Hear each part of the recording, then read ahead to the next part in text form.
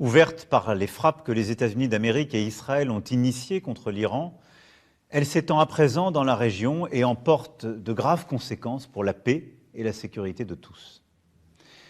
La République islamique d'Iran porte la responsabilité première de cette situation. C'est elle qui a développé un programme nucléaire dangereux et des capacités balistiques inédites, qui a armé et financé des groupes terroristes dans les pays voisins, le Hezbollah au Liban, les Houthis au Yémen, les milices chiites en Irak, et qui a soutenu le Hamas et a toujours affirmé son objectif de détruire l'État d'Israël. C'est la République islamique d'Iran qui a une nouvelle fois, en janvier dernier, donné l'ordre de tirer sur son propre peuple. Compte tenu de tout cela et des négociations qui ne progressaient plus, les États-Unis d'Amérique et Israël ont décidé de lancer des opérations militaires. Elles ont été conduites en dehors du droit international, ce que nous ne pouvons pas approuver. Il reste que l'histoire ne pleure jamais les bourreaux de leur peuple et aucun ne sera regretté. Une nouvelle situation est en train d'apparaître. Les frappes devraient continuer dans les prochains jours pour affaiblir l'Iran et détruire ses capacités de riposte. Et en représailles, les frappes de l'Iran dans toute la région devraient alors se poursuivre. Dans ce contexte, avec l'Allemagne et le Royaume-Uni, nous avons clairement dit qu'un arrêt au plus vite des frappes est souhaitable et qu'une paix durable dans la région ne se fera que par la reprise de négociations diplomatiques. Et je veux ici aussi former le vœu pour le peuple iranien qu'il puisse lui-même librement décider de son destin. Face à cette guerre en train de s'étendre et dont nul ne sait dire aujourd'hui le terme, ma responsabilité est d'agir pour protéger notre pays, garantir la sécurité de nos compatriotes et défendre l'intérêt national. Nous avons renforcé la sécurité de nos bases militaires dans la région. 2 d'entre elles ont subi des frappes limitées, ayant causé des dégâts matériels. Et je veux redire ici mon soutien, ma confiance à l'ensemble de nos forces armées. Nous avons aussi renforcé la sécurité de nos ambassades et de nos intérêts présents dans ces pays. Et je demeure particulièrement vigilant sur ce point. Près de 400 000 de nos compatriotes sont présents dans la région, soit comme résidents, soit de passage. Nous sommes en train d'organiser, en bon ordre, le rapatriement de nos concitoyens qui le souhaitent, en commençant par les plus vulnérables. 2 premiers vols seront à Paris dès ce soir. Je sais l'angoisse, l'impatience qui existe, mais je veux ici vous dire que les équipes sont pleinement mobilisées dans les pays concernés comme à Paris pour organiser les retours dans les meilleures conditions. Et vous continuerez d'être informés en temps réel. Nous veillons évidemment à la sécurité sur le sol national aussi. À ma demande, le gouvernement a renforcé le dispositif de protection militaire Sentinelle et la vigilance autour des lieux et des personnes les plus exposées. Ensuite, au-delà de ces éléments de sécurité premiers pour nos compatriotes, nos bases, nos emprises, nous devons être aux côtés de nos amis, de nos alliés de la région, pour leur sécurité et pour leur intégrité territoriale.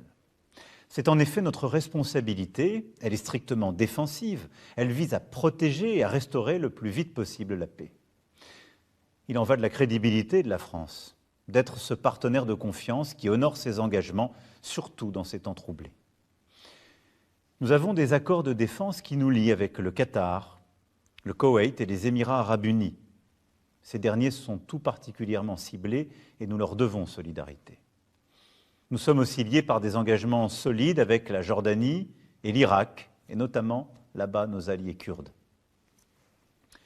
Nous avons réagi immédiatement et avons abattu en légitime défense des drones dès les premières heures du conflit pour défendre l'espace aérien de nos alliés qui savent pouvoir compter sur nous. En plus des moyens déjà présents, des Rafales, des systèmes de défense antiaérienne et de radars aéroportés ont été déployés ces dernières heures. Et nous continuerons autant que de besoin cet effort. Chypre, membre de l'Union européenne, pays avec lequel nous venons de signer un partenariat stratégique, a été frappé également ces derniers jours. Ceci requiert notre soutien. C'est pourquoi j'ai décidé l'envoi, là aussi, de moyens de défense antiaérienne supplémentaires et d'une frégate française, le Languedoc, qui arrivera au large de Chypre dès ce soir. Nous assurons par ailleurs une coordination étroite avec nos alliés, nos partenaires européens, en premier lieu nos amis grecs, afin que cet effort en Méditerranée orientale soit consolidé par les nations volontaires.